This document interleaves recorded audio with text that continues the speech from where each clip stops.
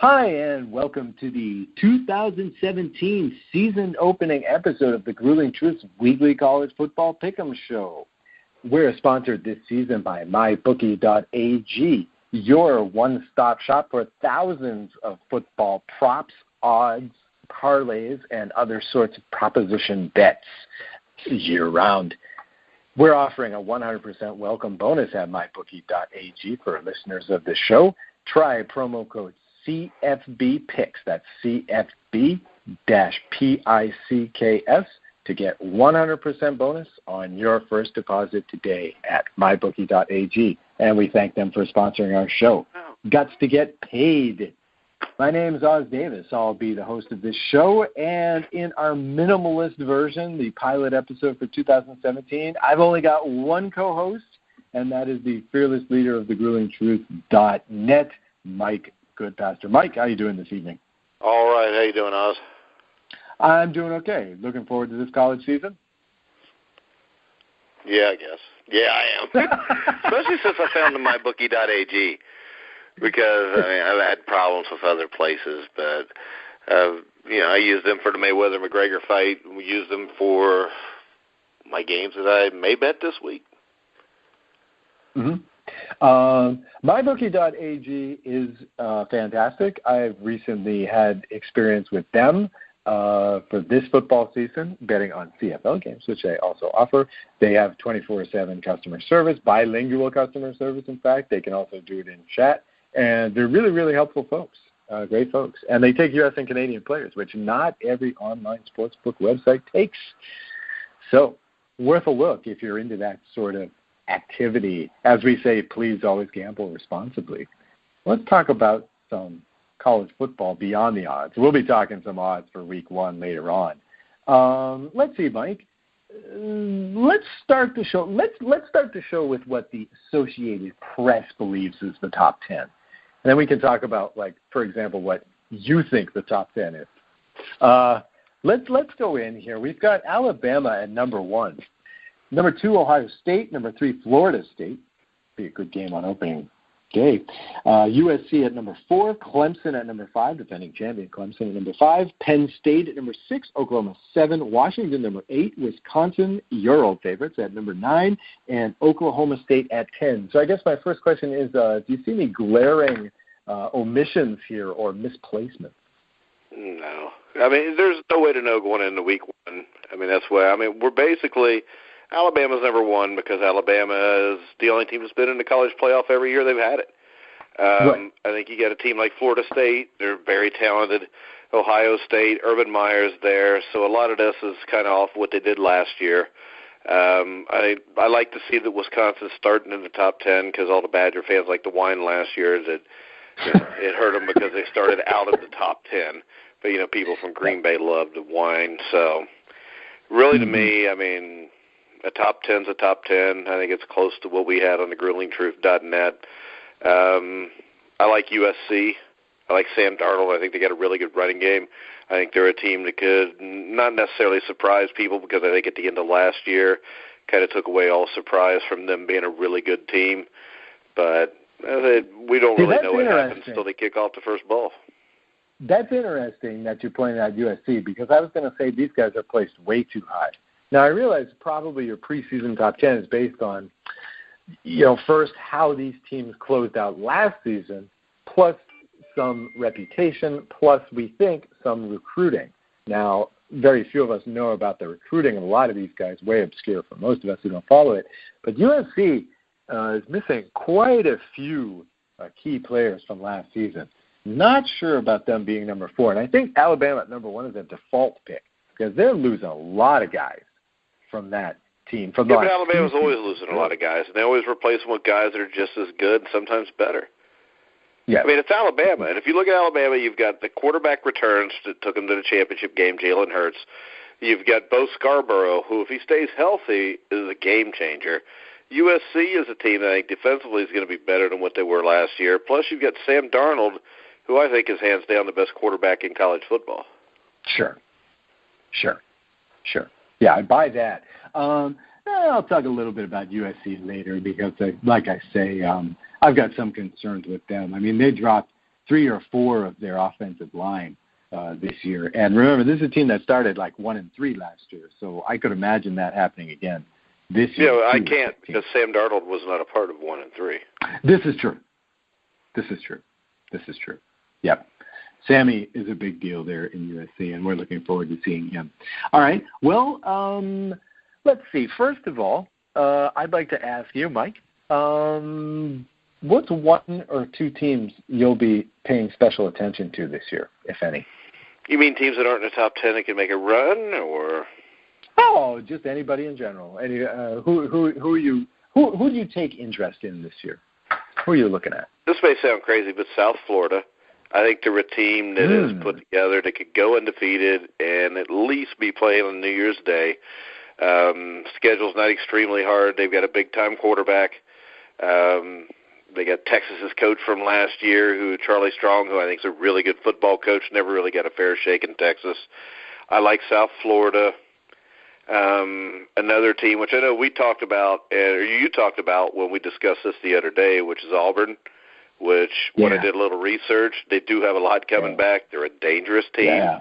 And I'm really interested to see what Michigan does with Jim Harbaugh, because I want to see if Michigan is a program with Harbaugh that, as we talk about the Alabamas and Ohio States where they reload instead of rebuild, I think this is a big test for Michigan right there, especially how Harbaugh's recruited, because this is his, 3rd or 4th year.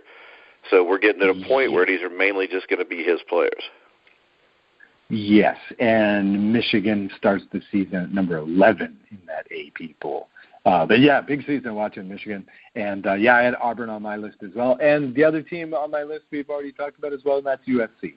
I am watching them. Of course, they're in my local market out here in Orange County, so by default I'll get to see a lot of them.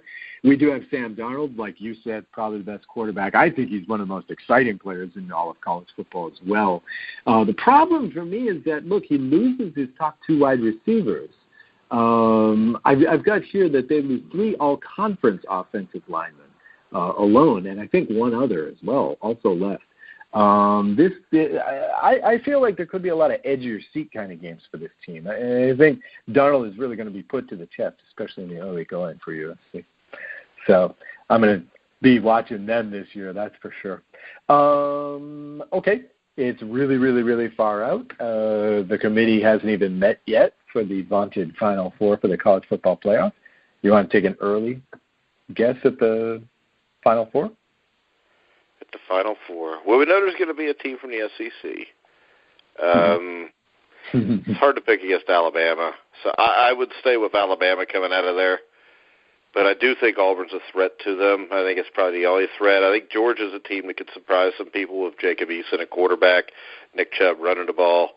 I'll tell you another one that sounds nuts, even though we've talked about USC, is possibly Washington or Stanford, especially Washington because their schedule's not as difficult as the other teams that we're talking about. Yeah, see, I got Washington in my top 4. They're starting the season. I wouldn't have them in top 4. I don't think they're one of the 4 best teams, but I think they've got an easier schedule than USC, Stanford, UCLA, teams like that. Well, what I got is this. Last year they had Washington, had Alabama, USC, Oregon, and Washington State, probably their 4 toughest games. This year they've got Colorado, Oregon, Stanford, and Washington State. So yeah, and Colorado and Oregon are not going to be – I don't think Colorado will be near what they were last year. I don't think Oregon's going to be that good either. Yeah. So they are looking at an easier schedule this year. And I think, it's one of those situations, too, where they build up that reputation. And now this is the year where they're going to break through with that reputation as opposed to making and they've got a damn good coach. I mean, the same guy that brought Boise State to big-time prominence. I mean, the guy's a really good coach. You got Jake Browning back at quarterback. So I think they're dangerous. And Myles Gaskin. Myles Gaskin is a hell of a running back. Yards last year. But I'm going to tell you this. I'm going to go Alabama. I'm going to go Florida State.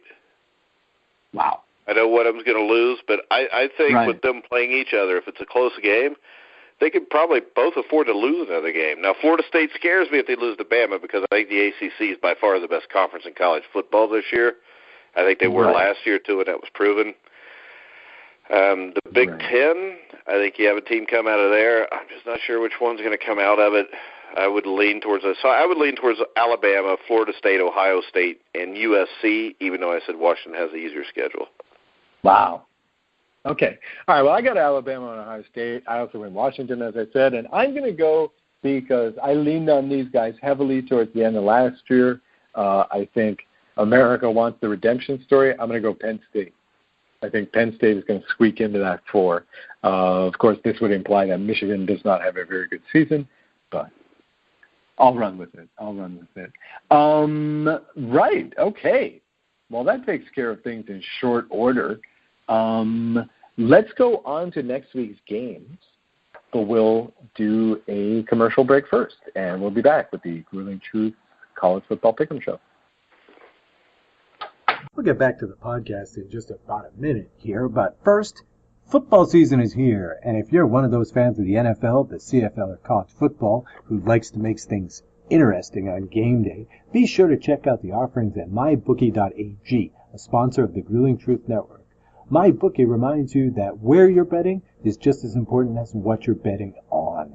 MyBookie.ag offers the full range of point spreads, lines, odds, futures, proposition bets, and parlays on NFL, CFL, and FBS games that you'd find at any proper sportsbook online or off. They've also got the very trendy and exciting in-game live betting options as well. MyBookie offers all first-time players a 100% deposit bonus, thereby doubling your initial bankroll. And MyBookie accepts players from worldwide, including the U.S. and Canada. MyBookie.ag offers 24-hour multilingual customer service and chat, plus a handy app for your mobile device. Best of all about MyBookie.ag, though, is the payout time. MyBookie promises payouts to your account within 2 business days of request. So the next time you're wagering on football, or baseball, or basketball, or soccer, or any major sport, really, check out MyBookie.ag, sponsor of the Grueling Truth. Use promo code CFBPICKS or NFLPICKS to get a 100% match bonus on your first deposit. That's promo code CFBPICKS or NFLPICKS. Thank you, and please always play responsibly. Okay, we are back with the Grueling Truth College Football Pick'em Show. My name's Oz Davis. I'm your co-host along with Mike Goodpaster. And Mike has selected, 9 or 10 games here of import in this week 1. A few marquee matchups, a lot of blowout games that are going to be barometers for some of these teams. But let's take a look at these. Are these in chronological order, Mike, that you sent me in, or you just I have no clue what I sent you, so that was a couple days ago. But he's just ready to talk Alabama, about Florida State, and we'll be fine. Yeah, that's in there. So I think that's in there somewhere. Yeah, okay. All right, let's start with this one. Let's start with this one. Ohio State -21 at Indiana. When you put this one on the list, I had the suspicion that you wanted to talk Hoosier football, but I've spoken to you since then, and you didn't seem that enthused about it. Do you have any insight? It's the biggest home opener in Indiana football history. Okay, there you go. That's it. But you wanted 9 or 10 games. I gave it to you. It's either that or Temple, Notre Dame, and Temple shot their load last year. So I think Ohio State, Indiana. I do think Indiana will have a good enough team to win 6 or 7 and make a bowl game again. I don't see them being able to hang up Ohio State. I'd say this is probably close for a half. And I would say Ohio State something like 38-16, which I know with the point spread being 21 is really tight there. Right around them. Yeah, right. I think Indiana's defense is a lot better. I think you've got this, though. You've got Kevin Wilson, the old Indiana coach, coming back against his own team. And last year they fired him for what reasons, God only knows, since he'd had the program headed to a bowl game and looked like they were going places with him there. So I would actually take Ohio State, and I would give the 20-21 points here. Wow. Okay.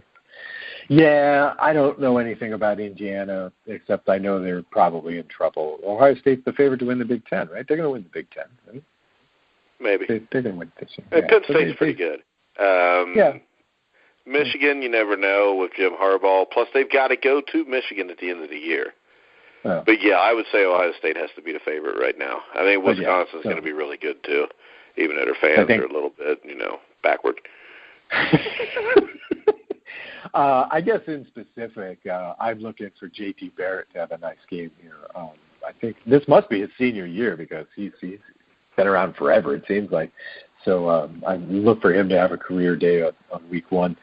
Right, moving on down. Here's another game, not quite as scintillating, but I'm glad you put this one on the list because I got a question or two for you here. Kent State is plus 38.5 at Clemson. Now, Clemson is getting a lot of good press, but they dropped, of course, Deshaun Watson, who many people credited with their success last year, and his number one wide receiver, Mr. Ross, who's there in Cincinnati, I believe, right? Ross played for Washington. Mike Williams was his number one receiver. Williams, who's also gone. Why is Clemson so highly regarded going into the season? Because they got Dabo Swinney. I mean, okay. I think it's possible Dabo Swinney, if he's not the best coach in college football, is the second best. Yeah. And I think he will prove that with Clemson. I think Clemson will win 10 games. I think their defense is still going to be really good. And let's face it, just because they're given 38 points against Kent State doesn't mean people believe they're going to be a great team. Mm-hmm. Well, no, but you also Kent State's not that good, maybe. Well, no, but you also see that they're top 5 in the AP. You see that a lot of people have them in that Final Four. You have to with Swinney. Swinney is a great football coach. No, yeah. That's a good one-word answer, Swinney. I like that. That was a stupid question in hindsight. They're loaded still. He recruited great. The question, of course, is going to be a quarterback. And this is the thing that I think people forget. I think there may not be a better offensive line in the country to control a defensive front running the ball. And a team that can play defense, and they got a lot of the defense back from last year, and a team that can run the ball is a dangerous team. And, it makes it a lot easier on that rookie quarterback coming in starting his first game that way. Mm-hmm. Mm-hmm. Okay, I buy that. Your Clemson's going to cover this? I don't know. That's a lot of points. That's a ton of points. Yeah, if you look at Kent State, which I'm sure not too many people have, they're a MAC team. They got to go to Clemson. They got a quarterback by the name of Kelly Bryant who will get a start there, but I don't know. When you look at him, Paul Haynes is their head coach, solid. Yeah, he's taking a medical leave of absence for the program. Their offensive coordinator serving in his place. I think Clemson's going to cover this. So we'll see. You got Kelly Bryant. We don't know what the Tigers quarterback's going to do. Kent State senior quarterback Nick Hawley. He moved from running back to quarterback in the middle of last season. He did play well, but I don't think they're going to be able to stay within 38 points of Clemson. Mm-hmm. I think the point here is that a 38.5 point spread is a real tricky bet, folks. I'm not sure I like that bet so much. But I don't like it either way, to tell you the truth. I like this game. This game's wagerable. Michigan minus 3.5 points at Florida. Here's what I got. Most of the pundits are saying that Michigan has improved across the board. They had a top 10 season, except at maybe offensive line and wide, or they're maybe a top 10 unit, except the line and the wide receivers this year, where they have a lot of first-time players out there. But on the other hand, you have Florida, and Florida was ranked 116 in offense last season, and they're playing without their top wide receiver. Is Florida really a top 20 team, and are they a top 20 team this early? No, they're not. They were the last few years just because of their defense. They had no quarterback. The one thing about both of these teams, they were two of the best defensive teams in the country. They both lost their quarterbacks. I don't think we really know much about either team's quarterback. And if I'm looking at it, I'm going to take Michigan. I'm going to give the 3.5 points just because Jim Harbaugh's a hell of a coach. I think he's better than Florida's coach. Right. It's interesting that you brought up the quarterback thing because they're making a big show at these two universities about not revealing their depth chart and about not revealing who's going to be their quarterback. Because they can't make up their mind which guy's going to be the quarterback. So you don't think this is a head game? A lot of flipping a coin Saturday morning. They're going to flip a coin. Fantastic. I kind of like, I'm going to go Michigan minus the points here. I think Michigan's going to come out ready in week 1. I'll take Michigan given the 3.5. You? Yeah, most definitely I'm taking Michigan. Okay. I think this is almost a lock, as much of a lock you can get in the first game of the year. I just don't see where Florida's defense is going to be as good as last year. I mean, Michigan's lost a ton of players, though, but I'm going with Jim Harbaugh. I like Michigan here. Let's face it, Florida plays in the weak side of the SEC. When they go to the strong side of the SEC, they get cracked by 50 points against Alabama most of the time, so I'm going with Michigan. Okay. Let's see. All right, next up, Louisville Cardinals minus 26 at Purdue. The storyline here, I guess, is that Jeff Brom moves to Purdue from Western Kentucky. However, those expecting the sort of offense that you got at Western Kentucky last year are not going to get it because this team is said to be way stronger on the defense. Again, Purdue is not one of my specialties here. On the other hand, on the other side of the ball, you've got Louisville. Now, Louisville, as good as they were last year until the last 2 or 3 games, surrendered some 47 sacks last season. Only about half of those were in that Houston game. But 47 sacks is quite a bit, and they're playing this Purdue team, which does have some pass rush. 26 points might be a lot, even against a team that was 3rd overall offense last year. I take Purdue plus the points here. Yeah, I'm taking Purdue plus the points, too. I mean, you got Jeff Brom, also was a star quarterback at the University of Louisville. There you go. And the other thing is this. It's hard to take Louisville because Louisville has so many holes on their defense. Purdue, even if offensively they're not that good, they're probably going to be better than last year just because you got Brom bringing his up-tempo attack. I think they're going to score. I mean, let's face it, if they can score 20 points, I mean, Louisville's got to score 46 or 47 just to cover. Mm-hmm. And that's a lot of points to score. Lamar Jackson and Louisville kind of dropped off the face of the earth the last month of last season. I think Louisville's going to win the game. I think Louisville may win the game by 3 touchdowns, but I think 26 points is way too much to give here. So I would take Purdue plus the 26. Yeah, that sounds like the rational bet here.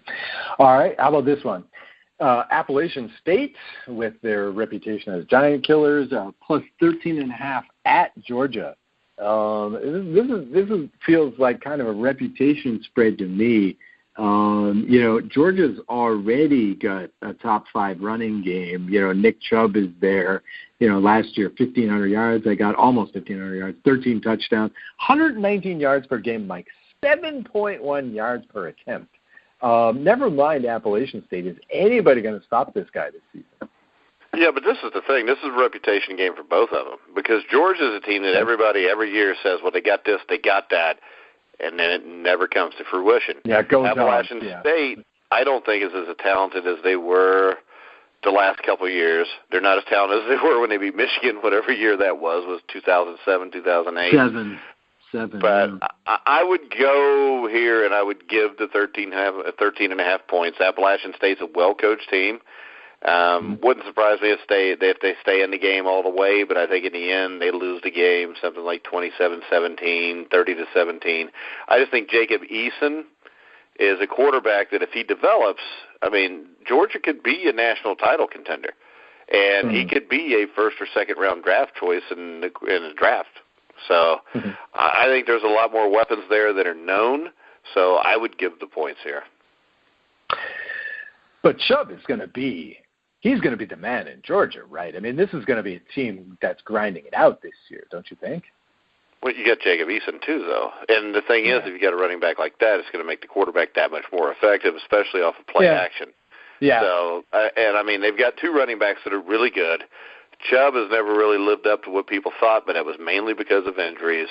I think he has a breakout season this year. I think Eason does, too. And I think this team wins 9 or 10 games. Wow. Okay. All right. All right, let's talk here. We got the big one. Here's the big one for you. Florida State +7 at Alabama. I got a couple of questions right off the top. +7. Isn't that a little bit? Isn't that disrespecting FSU a little bit? Yeah, that's another reputation. I mean, there's no reason to think Alabama's 7 points better than Florida State. But remember, when they want you to bet these games, they want even money coming both ways. Yeah. You got a lot more Bama fans than you do Florida State fans, even though there are a lot of Florida State fans. So you set it at 7 so you can get equal money. I think this game's a toss-up. I think this is the biggest matchup in the history of college football for Week 1. You got number 1 against number 3. You got Jimbo Fisher against Nick Saban. I think that's 2 of the top 4 coaches in the country. I think Saban's 1. I put Fisher at 3 or 4. So you got Jalen Hurts, Bo Scarborough, Deontay Francois is the quarterback at Florida State. I mean, this is going to be a hell of a football game. I would take Florida State in the points, though. I just think that's too many points. Yeah, +7 is a lot of points. I'd take that as well. Okay, so you said it before that a loss in this game wouldn't necessarily eliminate either of these two teams from contention, but then the rest of the season does become must-win, right? I mean, every single game. They're taking a team out of the SEC no matter what.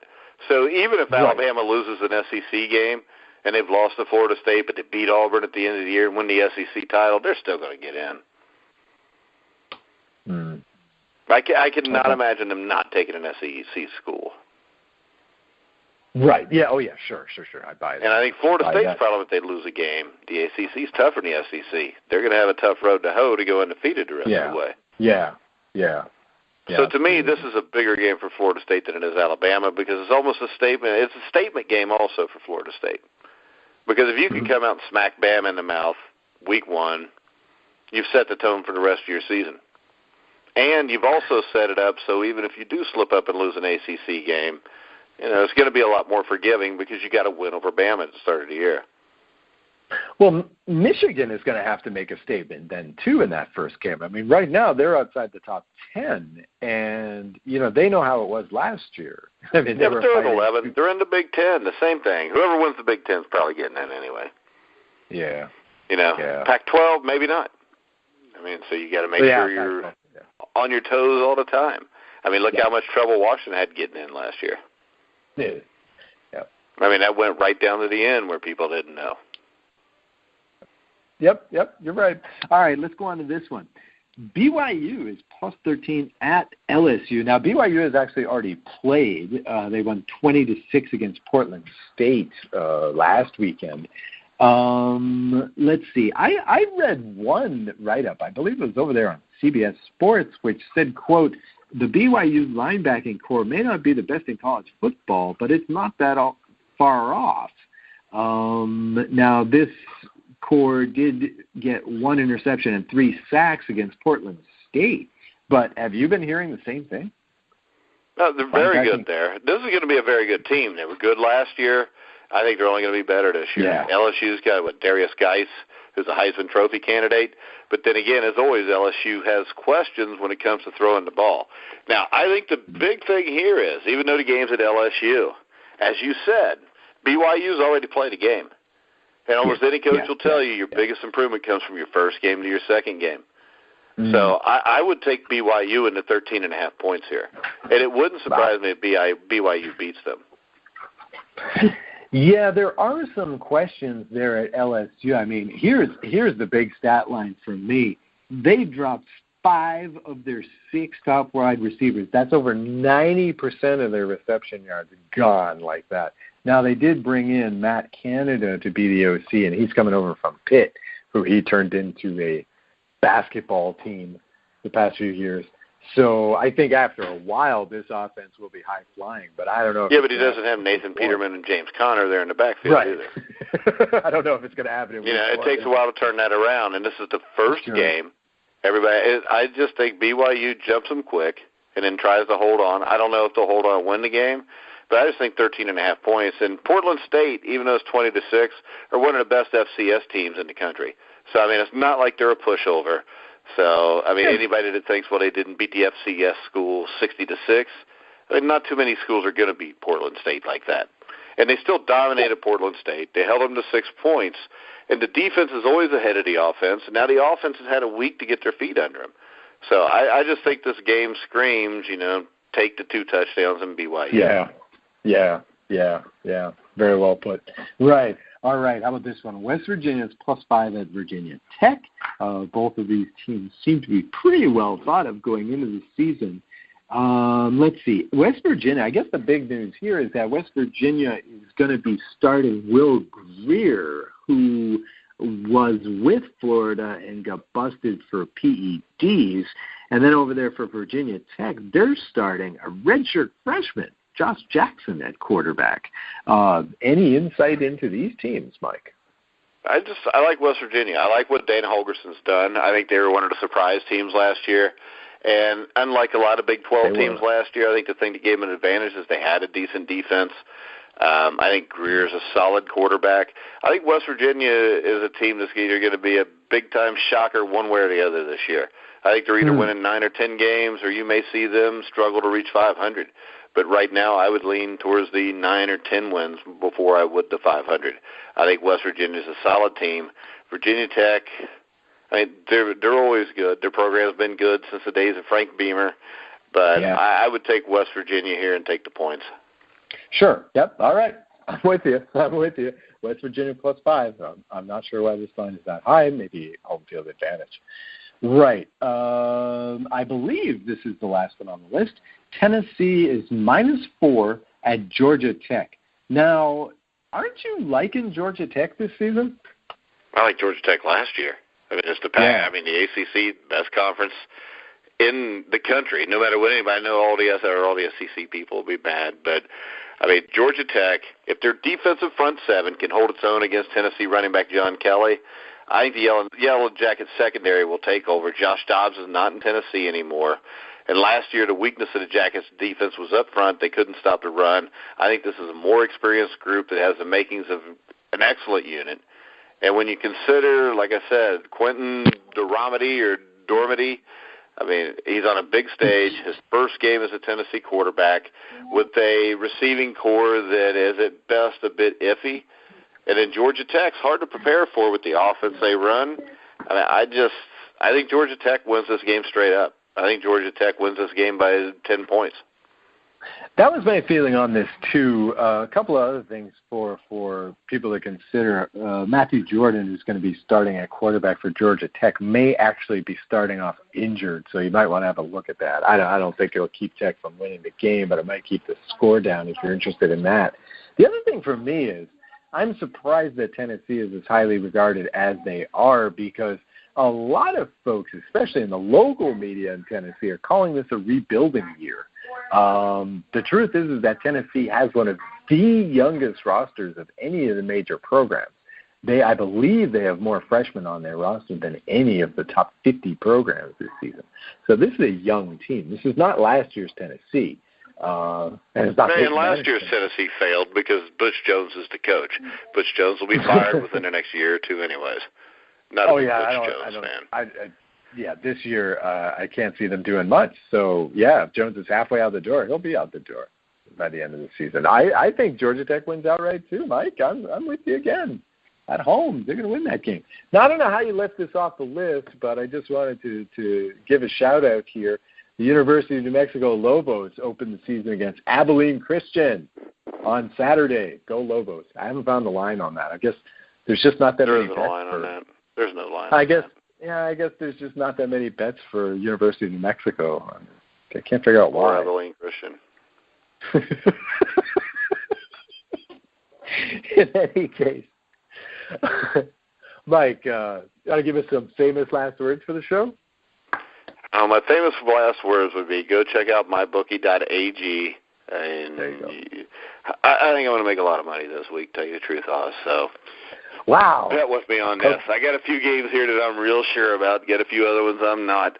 But the mybookie.ag, a lot better than the other guys out there, their competitors. So I highly recommend them. And I want to remind everybody that next week, our show will be done on Sunday night. We'll have former Alabama offensive lineman Bill Searcy, who played on the 79 and 80 national championship teams. And, of course, we'll have Brian Schmidt back with us, I believe, then. He's been on vacation for the last week. But that's pretty much all I got. But, really, hit up iBookie AG. And then what was the promo code, CFB Weekly? The promo code is CFB Picks. P-I-C-K-S. CFB Picks. Yeah. And tell them Oz sent you. Yeah, tell them Oz sent you. That'll go a long way. I thought that was pretty funny that you said you didn't know whether Brian was on vacation. The man must work really hard. I just don't know when he gets off vacation. Oh, okay. I was just going to say the man must work really hard if you can't tell when he's on vacation, when he is. Hopefully Brian Schmidt and Mr. Searcy will be back with us. That was the dream team for this show last season. They were both regulars last season along with Mike and I, who never leave thegruelingtruth.net apparently. And that'll wrap it for this show. For Mr. Goodpaster, I'm Oz Davis. This has been the Grueling Truth College Football Weekly Pick'em Show. We'll talk to you next week.